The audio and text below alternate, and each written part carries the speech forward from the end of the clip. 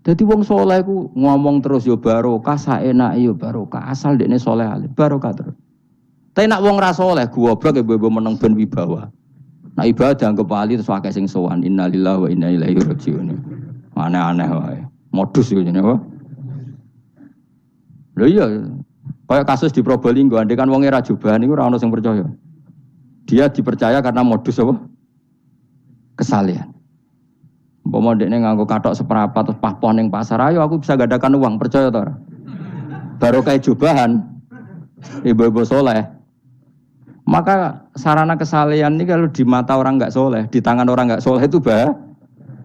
Makanya kata ulama, kata Imam Haruman, kowe nak alim, urip biasa wae. Aja sampai kowe terlalu khusyuk terus nak ngomong dindel, padahal keliru ngomongmu iku. Mergo anti ilmu. Mas bener kok sampean ini bener. Ora alim sepeda motor ya sampai dang-dang sampai rokokan itu bener. Kowe nek bebo khusyuk malah bahaya. Dikira ahlul ilmi jebule gloyor napa. Mulane kan apa mlete tak anggap pinter ini. Menutupi apa. Wis pokoke terusno dhewe. Jadi itu ada aturannya. Pokoknya yang penting itu soleh alim. Makanya saya berkali-kali cerita, saya punya sanad sampai Sufyan bin Uyainah, itu termasuk gurunya Imam Syafi'i. Ya gurunya Imam Syafi'i itu yang paling masyhur itu Muslim bin Khalid Az-Zanji ketika kecil. Beliau diajari sufi oleh Sufyan bin Uyainah. Kemudian ngaji hadis sama Imam Malik. Cuma di Indonesia yang terkenal beliau hanya muridnya siapa? Imam Malik. Sebenarnya dia ngaji lama itu malah sama Sufyan bin Uyainah. Sufyan bin Uyainah ini yang punya riwayat bahwa Nabi Isa dan Nabi Yahya pernah bertemu. Ketika bertemu di satu kampung, sing Nabi Isa tanya, "Aina sirarun nas?" Lalu rumahnya orang-orang fasik di mana? Sing Nabi Yahya selalu tanya, "Aina khiyarun nas?" Lalu rumahnya orang-orang baik di mana? Ini sama-sama Nabi dan sama-sama muda. Kita tahu Nabi Isa juga wa atainaul hukma napa? Sobia. Nabi Yahya ya Yahya khudil kitab bi quwwah wa atainaul hukma sobia. Nabi Yahya juga mulai cilik alim, Nabi Isa juga mulai cilik alim, wa yukallimun nasa fil mahdi wa kahla. Ini sama-sama orang alim mulai kecil, hanya dua itu, Yahya dan siapa? Isa. Itu sezaman. Saya ulang lagi, sezaman. Sama-sama anaknya orang keren, Yahya bin Zakaria, anaknya Nabi. Isa bin Maryam adalah wali besar nasabnya. Akhirnya Nabi Isa yang mulai tanya, "Limadza tas'al aina khiyarun nas?" Kenapa kamu tanya rumahnya orang-orang baik di mana? Kata Nabi Yahya, kumpul orang soleh itu enak, nyaman. Ya kan nyaman kan kumpul orang soleh, tidak ada narkoba, tidak ada kegaduhan, tidak ada berisik. Terus gantian Nabi Yahya tanya, "Limadza tas'al aina sirarun nas?" Lalu kenapa Anda tanya di mana rumahnya orang-orang buruk? Terus kata Nabi Isa, "Anan Nabi, saya ini Nabi, biman zilatit tabib, ibarat dokter, udawil mardo, maka saya mengobati yang sakit." Kalau Anda seorang dokter, nyari sampling penyakit, nyari di endemik daerah penyakit apa daerah sehat? Penyakit. Ya tapi kalau kamu takut ketularan, nyari daerah sehat apa daerah berpenyakit? Itu sama-sama madhab dalam ilmu. Dulu itu ya biasa, perbedaan seperti itu biasa saja. Karena semuanya karena ilmu. Sekarang enggak, kubu sebelah yang ngotot, kubu sebelah ya dalile pokoknya. Mana ada ilmu dalile pokoknya? Pokoknya kunut itu gini, kalau tidak kunut gini. Memangnya Imam Syafi'i lahir tahun berapa? Kunut tidak kunut itu ada sebelum tahun 12 dan tahun 26. Gue eleng-eleng. Nak di vulgar roh jadi vulgar. Nah iku ra paham bangetan. Maka orang-orang alim tahunya ya kunut dadak kunut itu al-khilaf baina madzhabi Syafi'i wa madzhabi Abi Hanifah. Sekarang tahu-tahu di zaman akhir jadi politik identitas. Kayak misalnya begini, tak contohkan lagi perdebatan. Pakai peci putih. Gus Naji itu putranya Mbah Mun, meyakini pakai peci putih sunat sehingga santrinya pakai peci putih. Mbah saya Ki Hamid Pasuruan juga pakai peci putih. Santri sebelah kiri semuanya pakai peci putih karena putih itu sunat, ya sudah pakai peci putih. Tapi kalau Mbah Mun itu santrinya enggak boleh pakai peci putih. Haram kata beliau. Kata beliau, "Jong kajine wong desa-desa nganti adol Tegal, adol sawah. Mbok saingi ketuli 5.000." Kata beliau. Nglarakno atine wong dosa apa haram? Dosa, Mbah. Lah ya iku dosa, mulane haram. Sehingga takanya akan santri sarang semua. Enggak ada santrinya Mbah Mun pakai peci putih, kecuali yang sudah kaji. Karena pikiran beliau itu menyakiti orang katanya. Karena kajiannya Adol Tegal disaingi 5.000. Tapi Mbah Mun sebagai orang alim yang membiarkan pondoknya Gus Naji pakai peci putih. Mbah Naji juga membiarkan ketika pondoknya Mbah Mun pakai hitam. Makanya saya keterusan peci. Saya itu sudah kaji, tapi karena saya mulai dulu nggak pernah pakai peci putih terus keterusan sampai sekarang. Tapi suatu saat aku juga nganggu kan, entah kapan suatu saat. Jadi aku soal Nabi ya keturunan ireng, keterusan diharamno terus kebablasan ini. Itu logika istihad. Sama misalnya khasnya ulama itu pakai jubah, pakai apa? Ya sudah itu khasnya ulama. Terus kayak misalnya neng parkiran macak ngono, alasannya anut ulama. Kira-kira menyinggung orang apa ndak kira-kira? Kue kelakuan cek ra karuan jubah sunah Rasul terus kene parang tritis delok wong macem-macem jubah. Kacau gak? Elek-eleki nasab apa enggak? Boy orang itu mikir, jadi karena ada selalu masalah ijtihadiyah. Abdullah bin Mas'ud dulu itu kalau sholat itu nggak pernah pakai baju resmi, seringnya pakai sarung tok, kadang nggak pakai baju. Ketika ditanya, kamu ashabu Rasulillah, kenapa sholat dengan cara seperti itu? Terus beliau ngendikan, wong ben roh nak standar minimal sholat seperti ini. Kalau saya sholat selalu pakai pakaian sempurna, nanti dikira itu aturan fardu dan umat menjadi berat. Sampai seperti itu ulama menjaga konstitusi bahwa yang penting dalam sholat adalah satrul aurah. Zaman itu sudah sahabat dan tabiin karena Nabi sudah wafat itu sudah pakai pakaian lengkap. Tapi Abdul bin Mas'ud tiap sholat di masjid dia menunjukkan pakaian paling tidak lengkap. Jadi pernah beliau sholat itu hanya pakai sarung terus diikatkan di lehernya. Ketika ditanya, dulu kita dengan Nabi pernah sholat seperti ini. Akhirnya ulama menjadi tahu nak ngono sholat paling pokok itu nutupi mabena surah war rubah. Andai kan tidak ada cerita Abdul bin Mas'ud mungkin dikira sholat syarat sahnya ya seperti itu. Maksudnya pakai jubah terus, pakai pakaian begitu terus. Barokahnya Abdul bin Mas'ud orang tahu standar minimal. Jadi kalau ulama itu motifnya seperti itu. Rasulullah kira-kira senang qiyamul lail apa enggak? Senang. Tapi beliau qiyamul lail di masjid hari keempat, hari kelima sudah tidak keluar ke masjid. Karena Nabi kalau selalu melakukan nanti dikira dikira. Tapi kalau enggak melakukan nanti orang enggak qiyamul lail. Maka Nabi pernah melakukan ya pernah tidak. Ya sudah itu konstitusi dalam tradisi ulama. Jelas ya. Saya sholat di pondok saya sendiri sering jadi makmum. Karena semua kiai sudah jadi imam, nanti dikira syarat sahnya imam itu kiai. Repot, makanya saya tunjukkan kiai juga boleh jadi makmum. Andai kan semua kiai jadi makmum, saya nanti jadi imam. Ya semua ulama mulai dulu tradisinya gitu, karena yang dikatakan fardu kifayah itu kalau sudah ada yang melakukan, yang lain tidak usah. Biar seimbang. Sekarang enggak do geruduk kabeh. Makanya terus kacau. Coba sekarang misalnya gini, andai kan semua orang melakukan kebenaran kesunatan, yaitu misalnya semuanya ambisi itikaf di masjid.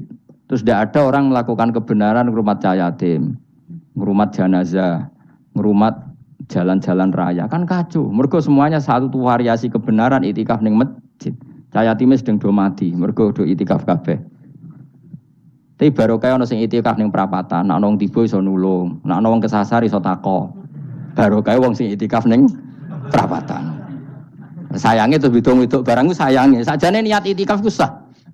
Nawaitul iktikaf linusrati thoriq. Niat ingsun itikaf nulungi dalan ben nek ana wong butuh. Coba sekarang, orang yang kecelakaan, pertolongan emergensi orang yang itikaf di jalan apa yang di masjid? Di jalan, barokahnya banyak, itu tim SAR gratis. Umpama do niat soleh kabeh bumine pangeran sah mbok itikaf. Mulai sesuk gak apa-apa itikaf ning perapatan. Tapi buktikan kamu tidak berbuat macam atau tulisi relawan orang tersesat. Jadi ajane kebaikan itu ada di mana-mana. Makanya Nabi menyatakan kebaikan orang itikaf jadi katakan Nabi baik. Orang yang jalan-jalan kemudian ada duri disingkirkan juga disifati Nabi orang baik. Orang yang rumah yatim disifati Nabi orang. Bahkan orang yang hubungan intim dengan istrinya sama Nabi ya disifati orang baik. Sampai sahabat tanya, masa urusan gitu dapat pahala ya Rasulullah? Loh iya, andai kan itu sama orang lain kan malah dosa. Berhubung sama istrinya maka dapat pahala. Kayak apa Nabi ngitung kebaikan sekian banyaknya. Tahu-tahu di zaman akhir kubunya saja yang baik. Ini apa-apaan? Ini iskal. Yo mareni yo tobat. Kebaikan adalah sesuatu yang dikatakan Allah baik di kubu kita maupun di kubu sebelah. Mau kubu sebelah ya apa saja. Baik di partai kita maupun di partai sebelah. Maupun di ormas kita maupun ormas sebelah. Karena semua kebaikan otoritasnya di Allah Subhanahu. Ada nabi yang senangane ngurus wong fasik, Nabi Isa. Karena berpikiran nabi itu tabib, ya tabib itu yudawil untuk mengobati yang salah. Ada nabi kayak Nabi Yahya. Karena kalau orang kayak kamu tak suruh ngobati orang fasik, kira-kira katut tak sing fasik tobat. Cara rohin tak cul ngobati wong wayu, kira-kira sing katut sapa? Sing ayu dadi ngaji apa sing ngaji dadi ya ukur dhewe, nek ora kuat niru Nabi Yahya, nek kuat niru Nabi Isa. Tapi kowe ora nabi masalah. Ya sudah, yang penting roh ilmunya, bahwa dulu itu biasa. Paham ya? Makanya Sayyidina Abu Bakar jadi wali karena akhlaknya baik. Tapi akhlak baik itu tidak cukup untuk melindungi Rasulullah. Karena ketika Nabi diteror, Abu Bakar tidak bisa berbuat banyak. Sehingga ketika Abu Bakar sudah Islam, Nabi itu masih sembunyi. Sampai ketika lihat Umar gelut di pasar Ukad, dia petarung yang menangan, Nabi berdoa, Allahumma aizal Islam bi Umar. Semoga orang seperti ini itu masuk Islam. Karena ini rapati butuh sopan, ini butuh petarung. Tenan, Umar masuk Islam. Masuk Islam hari pertama sudah Abu Jahal ditotok rumahnya. Kamu kalau ganggu Rasulullah Muhammad tak bunuh kamu. Semua orang diparani. Akhirnya bersamaan dengan itu ada khitab fasda bima tu'mar. Akhirnya Nabi berani dakwah secara ala niatan. Barokahnya mantan preman. Jadi kebutuhan Islam banyak. Butuh orang sopan, butuh petarung, butuh macam-macam. Butuh wong lomo, butuh wong fikih sabar itu sakeh, ora usah ditambahi niku. Karena jumlahnya sudah overload yang fikir itu. Itu rasa diproduk sudah masif sudah. Jadi orang kok kalau gedeng fikir, maksudnya jumlahnya sudah banyak. Jadi itu kayak apa kearifan Rasulullah? Makanya Abu Bakar pertama jadi khalifah. Ketika beliau mau wafat, itu nunjuk Umar jadi khalifah. Coba. Padahal beliau wataknya lemah tapi menunjuk orang yang sangat kasar, yaitu Sayyidina. Karena beliau insaf, tidak semua kebaikan terwakili oleh orang berakhlak. Kadang kebaikan terwakili orang yang tegas. Kayak Sayyidina. Kayak apa insafnya para sahabat? Iya toh, kalau di internal akhlak itu baik. Tapi kalau di eksternal ngadepi orang nakal, yang baik itu orang tegas. Coba misalnya ada preman di perapatan, mau ganggu kiai, ikut di santri sopan mau diluk, pusing kan? Tidak di semua santri kayak Rogen mantan preman, ayo gelut, mati orang ninggal popo.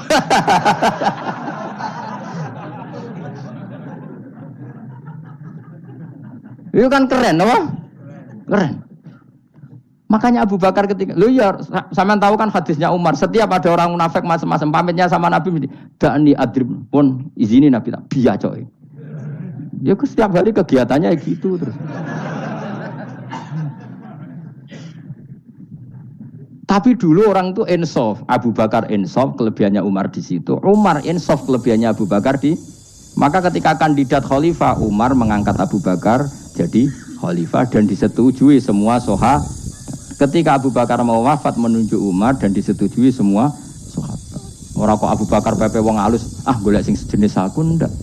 Karena dulu semua orang itu pakai insaf, pakai kesadaran sing super tinggi, tidak nuruti nafsu. Saya andekan ada orang alim sekelas saya kok mau ganti tafsir Jalalain, ganti Gus Fikih yang mendesak fikih. Terus dia alim enggak masalah. Alate dia alim keramat. Wah, dia ngerti dalam mahfud nak setingkat aku. Nak roh berarti hok. Karena dulu itu begitu, ulama dulu itu seperti itu. Biasa.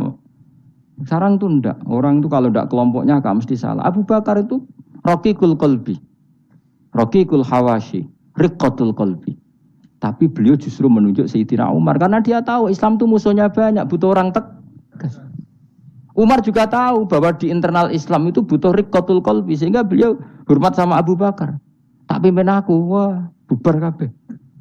Tapi dari Abu Bakar, ning jobo aku tok wong mlete nek ora ono Umar. Sehingga dua beliau saling melengkapi dan itu luar biasa. Nah khilafnya ulama kira-kira seperti itu. Yang peci putih ya silahkan gue iling-ilingan, nak putih itu sunnat. Tapi sing ireng, piye-piye kaji desa itu disaingi kedua 5.000 gak terima aja. Yakin deh bos. Nah saya ini mulai kecil di sarang. Tapi mertua saya itu keluarga Pasuruan. Jadi saya ya, lucunya saya kalau ngajar di Pasuruan pakai peci hitam. Sebagian santri separuh pakai peci hitam menghormati saya. Sebagian pakai putih menghormati kiainya. Jadi jadi saya lihat ini ya sepanjang sejarah kalau saya ngajar itu jadi warna-warni itu karena tadi saya kaget kok banyak yang pakai peci hitam. Menghormati jenengan, yang putih masih banyak separuhan.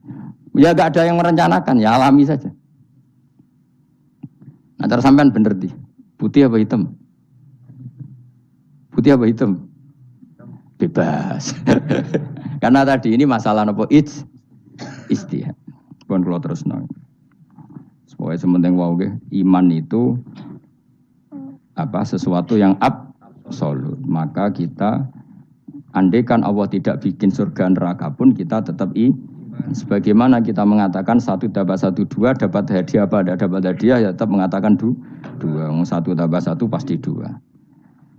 Subhanalladzi wa sudzidzat khalaqa kang gawe sapa ladi ala azwaja ing pira-pira pasangan ali asnafa tegese pira-pira pasangan kullah sakabehane asnaf. Tak Allah gawe mimma sing perkara tumbitu kang nukulno.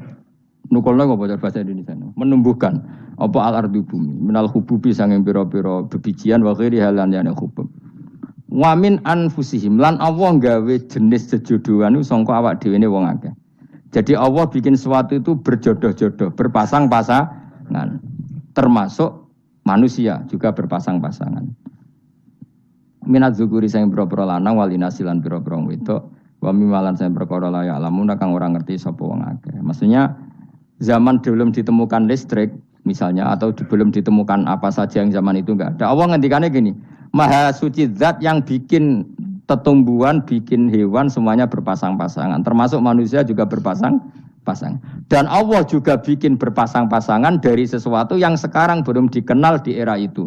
Jadinya wa mimma layak lamun. Ya era itu misalnya nggak ada listrik, tapi setelah ada listrik ya sama, ada plus ada minus. Jadi sama tetap polanya asal selain Allah itu pasti berpasang.